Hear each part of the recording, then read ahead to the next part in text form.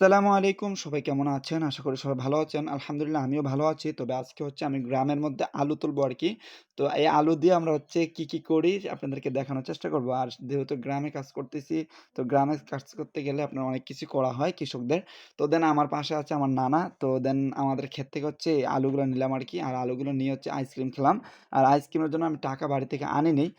তার জন্য হচ্ছে আলু দিয়ে নেওয়া আরকি। তো আপনারা যারা গ্রামে কাজ করেন তারা অবশ্যই তো জানেন। হ্যাঁ? টাকা না থাকলেও আলু দিয়ে নেওয়া যায় আরকি। তো আলহামদুলিল্লাহ আমাদের ক্ষেতে মোটামুটি আলু ভালো হইছে।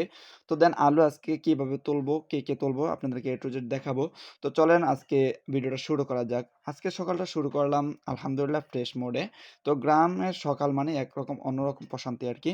তো যেটাতে আমি, রিফাত, আমার সাথে আছে আরিয়ান। তো মোটামুটি ৩ থেকে ৪ জন আমরা মিলে যাচ্ছি হচ্ছে আমাদের জমিতে আরকি আলু তোলার জন্য।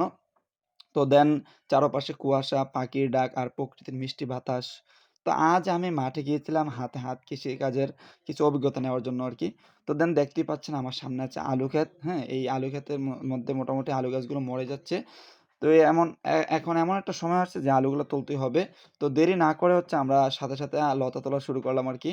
তো লতা তোলা মোটামুটি আপনার সহজেই কিন্তু একটু ধৈর্য ধরে তুলতে হয়। তো যেহেতু এটার মধ্যে আপনার মোটামুটি আমাদের ক্ষেতের মধ্যে একটু গাছগুলো একটু তাজা আছে আরকি।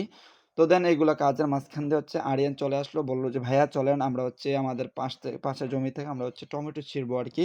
তো দেন এরপরে হচ্ছে আমরা টমেটো শুরু করলাম আরকি। টমেটো কিভাবে ছিঁড়া যায় তো তার দিয়ে আমরা বাড়িতে পাঠায় দিলাম। তো এদিকে হচ্ছে লতা তোলা নিয়ে আমরা একজনের প্রতিযোগিতা শুরু করলাম যে কে কার আগে তোলা যায় আরকি। তো এইটা অতিরিক্ত কষ্টের কিছুই না। তো দেন আমরা করছিলাম খুবই ধীরভাবে ধৈর্যের সাথে আরকি। তো আমাদের পাশে মোটামুটি অনেকে হচ্ছে এভাবে তুলতেছিল। তো যেহেতু একটা আলু তোলার মৌসুম চলতেছে, তো কেউই কাউকে ছাড় দিচ্ছিল না। তো আমরা হচ্ছে লোক পাচ্ছিলাম না কাজের জন্য আরকি। তো মোটামুটি আলহামদুলিল্লাহ আমরা কাজ শুরু করি আরকি। তো এর পাশে হচ্ছে আমাদের একটা টমেটো ক্ষেত আছে।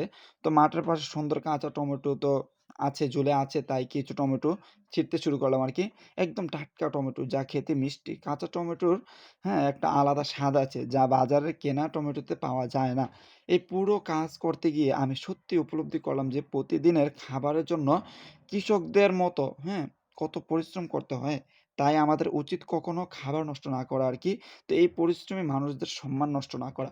তো এর পাশে হচ্ছে আমি দেরি না করে হচ্ছে আমাদের যে লতাগুলো তুললাম এতক্ষণ যাবৎ, তো লতাগুলো তোলা শেষ। এখন ক্ষেতটা পরিষ্কার করতে হবে। এর নিচে যেহেতু আমাদের নাড়া দেওয়া আছে, ওই নাড়াগুলো তুলতে হবে।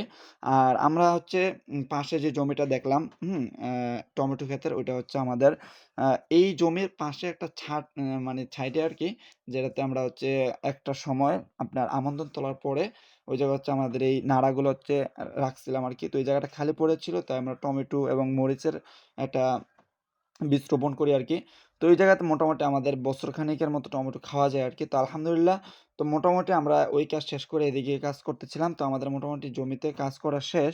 তো এখন হচ্ছে আমার কিছু আইসক্রিম খাইতে মনে চাইছিল, হ্যাঁ?